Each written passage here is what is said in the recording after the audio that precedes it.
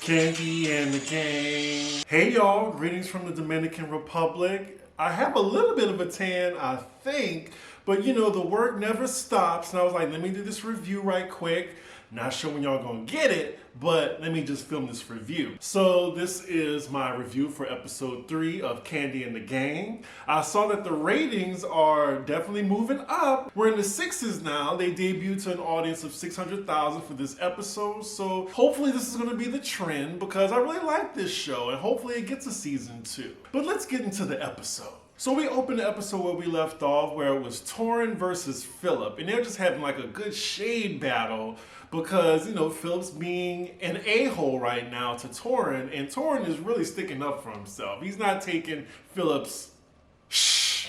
You know, it's too early in the video, I can't curse yet. The way Phillip introduced himself to Torin wasn't cool at all. Like, already he's on this like superiority complex with staff. Like, he is an events manager and he's been with the company longer than you. He has a better relationship with Kandi. I don't get the kitty boo boo nasty attitude. Just be nice with these people. You're going to be working with them. They're not going to be working for you. You're going to be working with them. And then he tries to tell Torin, as quickly as you think you're back, he's like, I am back. What else? Phillip tries to end the conversation and says, well, I need to get back to work because it's more entertaining than this conversation. Torin is like, well, you started this conversation. I was just doing my work. He was not prepared for Torin. He really was not. So Torin gets back to work. He's like, nice to meet you, Phillip. You're exactly how everyone said you were. And just when you think Torin is done, he tells Phillip, you got a lot more to prove, buddy. I'm definitely glad Torin stood up for himself because he didn't deserve that introduction by Phillip. So next scene, we're still at OLG and the boss arrives, Kandi. And the first person she's sitting down with is Torin. And I'm sure he's about to fill her in with his interaction with Phillip. And it's funny, as soon as he's about to say something, Phillip comes up from the back and says hello to Kandi. Fake. And Kandi wants to know what's going on. Well, let me do it how she said it. What's going on? So then the camera follows Phillip and he's talking to Donawana and he's talking about Torin, i.e. Big Bird, coming at him crazy. And I'm just like, sir, we saw how you greeted him. Like, you want somebody to respect you, you need to respect other people. And now he's telling Donawana that he does not like Torin. So then we cut back to Torin talking to Kandi and he's saying that Phillip tried him. And I agree. He said he's been working in this industry for 12 years and he doesn't need someone talking to him like he's a little boy. I would be exactly like Torin. I don't care who you are or what's your status. What's your status at the shack? Kandi's Chicken Shack or whatever. You're not gonna talk to me any kind of way. Hell, if Kandi was talking to me crazy, I'd be like, who are you talking to? But Kandi looks like she knows how to address people, and she's a don't start none, won't be none type person.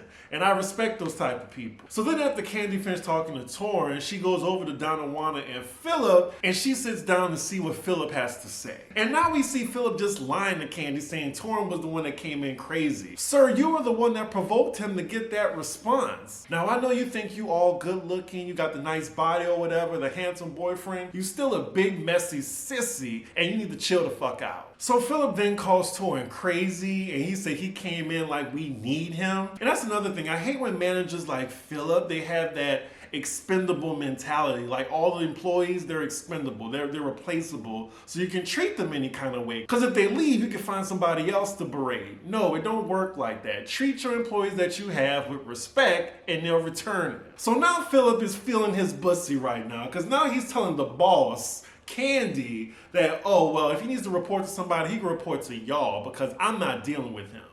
Okay, so you're gonna tell your employer what you're not gonna do. So when he says that, Kandi just looks to Donawana and that smile is like turning down. It's turning down. That's warning number 1, when the smile goes upside down. Oops, so now Kandi is proceeding to check Phillip right now in this instance, saying, okay, Phillip, so now you tripping. Okay, when you were at Blaze and you dealt with the same type of employees, you just never told me that I gotta deal with them. So this isn't any different. Donawana, aka head minion in charge, he's just like, I'm really glad that Kandi humbled Phillip in this moment because I think he was feeling himself a little bit too much. Because just how you think everybody's expendable, sir, you're expendable as well. So next scene, we're with Patrick, Kandi's oafish cousin. We're at his place and Torrin is coming over to visit. Okay, Torrin, for the screen time. Yes. So it turns out Patrick invited Torrin over to come decorate his place because he knows Torrin is good at his job and he has an eye for design. Okay, so is this Patrick's place or his cousin that he's living with spot? I guess it don't matter, but I thought he was just crashing with his cousin Melvin. Patrick is definitely a character. So now he leads Torrin downstairs and he says he wants to make his closet into a little sex dungeon, of course, where he can put all his sex toys. Okay, what sex toys you using, sir? I don't count handcuffs, so what other toys you got? So not only is Patrick trying to get Torrin to decorate for him, he's also trying to get him to plan a little housewarming event at his place. Now I hope Torrin is getting paid from Patrick at least to do this. So next scene we're at OLG, it is the lunch rush. We see Chandrika working for a change. We also see Brian serving, and it looks like they're running without a bartender. Lord, I know what that's like. So they're making their own drinks right now. Looks like they don't have a busser either. I've been there before. So now we see Brian and Chandrika asking Brandon, the manager, like, who made the schedule? Why we don't have a bartender? He's like, she on her way. Now that's the thing, you can't have a manager like that actually leading people because you're gonna have the blind leading the blind. And now I'm pretty sure he's sleeping with one of his employees, so what, she can get to work now whenever she wants? Because she's smashing you? And that's what I was talking about in my other review when it comes to conflict of interest when you start dating an employee, especially one that works under you. So Brandon has Dominique on the phone. Turns out she just finished dancing. She's gonna get ready for work in a minute. She's not even on her way. Now, if it's anybody that Phillip needs to be reprimanding, it's Brandon, the one you're working alongside with to manage these employees. Damn, Brandon really an ain't shit manager. Now he just sitting at the bar eating while the other servers are just running around. You got the ones downstairs. I'm guessing there's no downstairs bartender. There's one upstairs. So now the servers have to go upstairs to get their drink tickets made now, which is an extreme inconvenience when you're trying to give good service. I mean, I guess it's a chicken shack, but you still deserve good service at the chicken shack. Yeah, Brandon needs to be fired. I completely understand Brian's frustration. So then Dominique just waltzes in and she is 2 hours late. Yeah, if I was Brian too, I'd be like, don't hug me, get to work. Dominique gets to her station and it is a complete, utter mess. Apparently at Kandi's restaurant, it looks like the servers don't clean up after themselves. I mean, is she really comfortable showing this? Because the health department, I'm sure, is watching. So then we see Phillip walk up to Chandrika asking how everything is going, and Chandrika just spilled the tea on everybody, just saying, well, Dom was late, Brandon just sitting at the bar eating, I can't see people because we don't have no bartender, and Phillip actually gives her a compliment. I'm shocked. And then she says something and Phillip laughs. And you can see all 4 rows of his teeth. I see why he don't smile that much. He has so many teeth in his mouth. And speaking of Phillip's teeth, I see in the confessional, he got those done. They're done. They're done. So now Phillip takes Brandon to the side as Brandon's just like outside chilling as the restaurant is just in shambles. So then we see Phillip and this other woman who's like a temporary manager. They're having a little meeting. And Phillip is actually delegating in this moment, so I don't have a problem with that. Phillip lets him know that there needs to be a level of decorum in the restaurant and managers need to really be on it. There's no time to really be sitting down, texting, or eating. The way Brandon is looking at Phillip, he's like, what that got to do with me? He is a terrible manager. I mean, I see why Kandi's restaurant is in trouble. Cut to Brandon's confessional. He's just like, I don't want to hear that shit. I don't want to hear that shit. He comes from the nightclub background, and yes, nightclub background is very lax. Managing a nightclub is very different than managing a restaurant. So then Phillip finishes his pep talk, and Brandon's like, okay, sir. I'm pretty sure it went through one ear and out the other. Well, unfortunately, he had one of his earbuds in, so I'm not even sure if he got the message. So next scene, we're with Torrin, and he's meeting up with Patrick and Melvin. And as they're talking, they're joined by Dominique as well as her cut buddy, Brandon the manager. Of course, their relationship is obvious to everybody, but she's still denying it. Oh, so this is just the meetup spot for everybody. So Brian just showed up, Chandrika and her fiance. I wonder if Chandrika found out that Patrick ratted on her to Kandi about the wages. So now that everybody's seated, Patrick invites everybody to his housewarming party that's being thrown by Torrance. We see Chandrika is on the fence about going because she said that her man and Patrick had an altercation prior. Then we get a flashback. So speaking of the flashbacks, I heard there's a lot of them because they tried to film this show before the pandemic and then they had to stop. So now they're using a lot of old footage.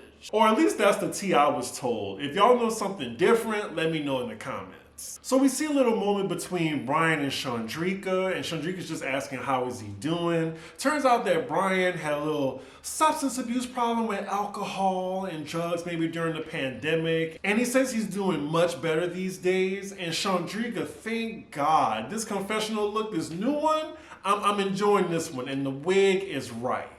Chandrika is growing on me. Like I said, I think that we would be friends in real life, but just on the show, she just seems like a terrible employee. Lord, and then we get a little shot of Brandon flirting with Dominique, and it's obvious to everybody that they're smashing right now. I'm not sure who are they trying to fool.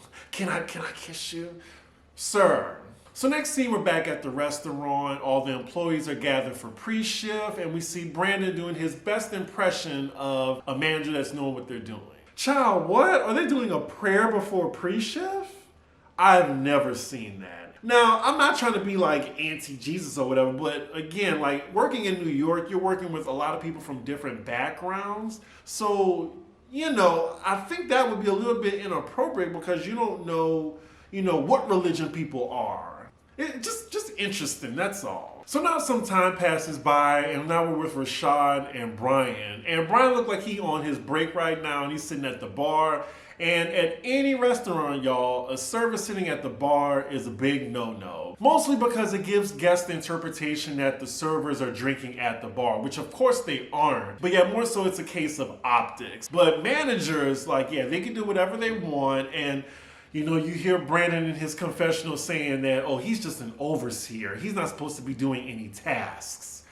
Yeah, fire this man. Please, Kandi, fire him. So now we see Brandon coming over to do his job for once and telling Brian not to sit at the bar. And then Brian is being Brian, cracking jokes, laughing or whatever. And Brandon's patiently saying, yes, you cannot sit at the bar. This is unprofessional. The irony of Brandon telling anybody what's professional and what's not. Hilarious. I see why Brian is laughing. Brian and these confessional looks. Oh my God. I might have to screenshot this one. What? This is definitely a toupee. The black fur with the gold coat. So as the shift is moving along, we see Phillip and Brandon talking. And then Brandon mentions how Brian was a little snappy with him when he asked him to get up from the bar. And then we know with Phillip, that's all he needed to hear because he loves reprimanding people. So we know a confrontation between Phillip and Brian is next. Now here's the problem with managers like Brandon. You have the lackadaisical manager that works at the restaurant.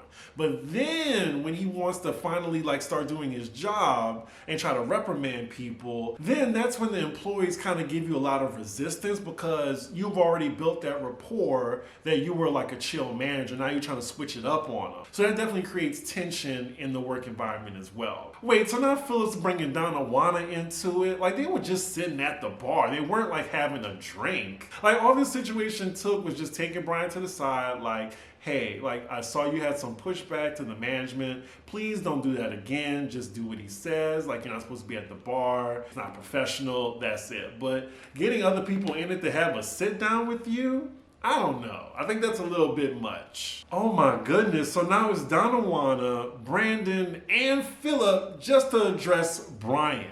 Wow. If I was Brian, I would be feeling really intimidated right now. What did I do? So the conversation begins and it already goes left. Brandon tells Brian there's problems with him, but then you have Phillip interjecting saying there's a lot of this right now. See, sir, you already ruined it there. This? Did you really have to make this gesture? So Brian's there's no freedom of speech, and Phillip's no, there's not. Sir, really? Yeah, like everyone's just terrible at their job here. Everyone. Phillip tells Brian that he's had multiple interactions with him that he does not like. Now, low key, what he probably don't like about Brian is his flamboyancy. And a lot of that, what he sees in Brian, is the self-hating gay that he sees in himself. That's what I really get from Phillip right now. Like, I think it's a little bit more personal with Brian than it is with Chandrika, etc. He tells Brian that Brandon has been giving you a pass and he is fed up. And Brian is like, what are you fed up by? And then Phillip's like, because you don't do anything. Again, Phillip's delivery is shit. So in this moment, you have Brian being very insubordinate with Phillip right now. Even though Phillip really came in hot, he's still Brian's boss. And as Brian is raising his voice now, Phillip says he's suspended. And that's when Donawana asks Brian to sit with him one-on-one. So cut to Donawana in his confessional, and he's acknowledging that Brian is being a little insubordinate, but now you have Phillip on his fourth fight with someone that works there. And production reminds us, it started with Chandrika, then Torin, then him and Kandi kind of got into it, technically, and now it's Brian. Like, sir, the way you address people is out of pocket. So now we're with Donawana talking to Brian, and he's just setting him straight right now. You can't talk to somebody like that, even if you don't like him. And I totally get what Brian is saying. Like, if you want respect, you're going to have to give it. So I think a talk needs to be had with both Brian as well as Phillip. Wow, I got to give it to Donawana. He is the one handling this situation like a manager should. I think Brian knows that Donawana cares for him, and so this is a tough love talk. I can see him being suspended for a day, maybe two. Because again, Kandi ain't got no time to train some more employees because that costs money. Kandi does not want to spend money on that, so they're going to keep the employees that they have. So Donawana goes back inside to talk to Phillip, and Phillip and his big teeth are like, I am upset right now. The irony how Phillip is acting right now just because he can't get his way. Sir, I really hope you're not in charge of anything. Like if you're the boss of your restaurant, because you're not going to have anybody pleased to work for you. So in this moment, as Donawana just checked Phillip, Phillip just gets up and goes to his car. I'm guessing he has some type of Kandi cam set up in his car where he can just vent. And now he's saying how no one at the restaurant respects authority, how Don Juan separately talked to Brian, how he thinks it's okay, and now he thinks Don Juan is a part of the problem now. Sir, you are the common denominator. You. Like he's literally gotten into 5 confrontations and we're only into episode 3. So next scene we're with Patrick and his girlfriend, and she's doing some type of skin treatment to his chest or body. I'm sure this was just, producer's way to have Patrick shirtless. So he's talking to her about how Torin is going to decorate his place and also plan his housewarming event. And she's like, wait, hold up, I decorate. I should be doing this. You don't need Torin. Apparently, I'm guessing he's going to let her do it, and I'm sure it's going to create some conflict between him and Torin. Now, while the cameraman is highlighting this woman's weave, you can see every lining of the track right here on her head. Like, production know what they doing. Yeah, he definitely found his match as well. Like, this is Tweedledee and Tweedledum right now. He's telling her that he invited Chandrika to the party, and she knows that they used to mess, so of course she has a problem with it and tells him, you need to disinvite her. And he agrees with her, but I think what he doesn't know is Chandrika doesn't want to come in the first place. Oh, and then we see Patrick in his confessional saying, it feels good not to be a hoe no more. Thank goodness he looks the way he does, cause my God, ladies. Is this what y'all gotta choose from? In Atlanta. So next scene, we're at one of the houses of the old lady gang, and you have Chandrika coming over, Dominique, as well as Kandi. Chandrika's gonna be teaching the old lady gang how to swim or just give them a water aerobics lesson. And Kandi just thought this would be a great bonding experience for her aunties and her mom. Mama Joyce looked like she's the only one enthused to be there. My favorite Aunt Nora, like she looks bored, and Aunt Bertha, she's just not having it. She said she had better things to do. Aunt Bertha really reminds me of the granny from 227. Y'all know who I'm talking about. I just want to know Chandrika's qualifications to do this, to give a water aerobics class. I'm just curious. So now the OLG gang, Kandi, and the girls are all sitting around having lunch, and Candy's just asking how the place is doing right now. And Dominique and Chandrika just fill Kandi in that Brian is suspended. To her surprise, she was just like, already? Brian just got back. And basically she finds out that Phillip got into another altercation with an employee. And according to Chandrika, ever since they had their little spat, like he just leaves her alone as long as she's doing her job. And then Mama Joyce is making an example. So now that he sent you home, you don't do that no more, right? Right? So then we get to the old lady gang confessional. And Mama Joyce loves Phillip. She loves his no-nonsense attitude. Aunt Nora loves that he don't like the ladies. Right, exactly.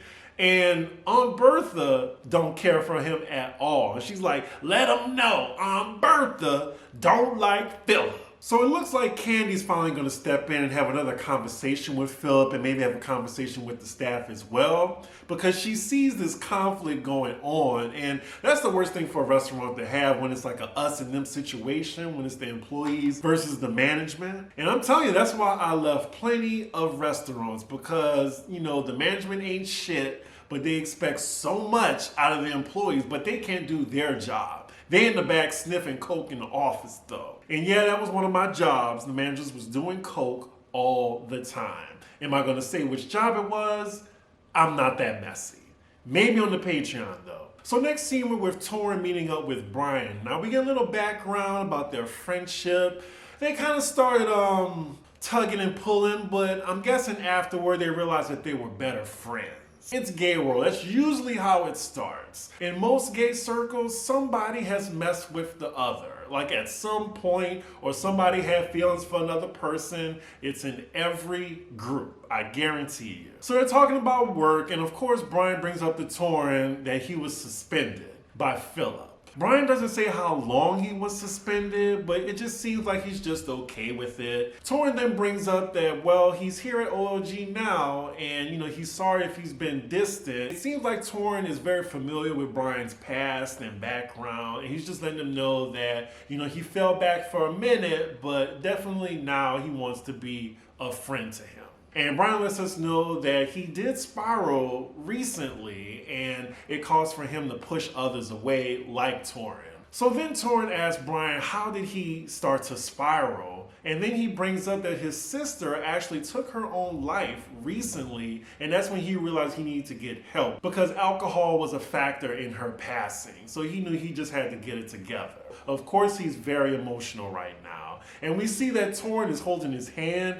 Oh my God, I love the representation that they are giving us now. They are giving us a spectrum of the black gay male experience on Kandi's Chicken Shack. I mean, Kandi's Kandi and the gang. I love it. I really do. Real talk, I really appreciate this show showing that we have dimensions as black gay men, and we're not just, you know, somebody's sidekick or minion or the funny hairdresser, etc.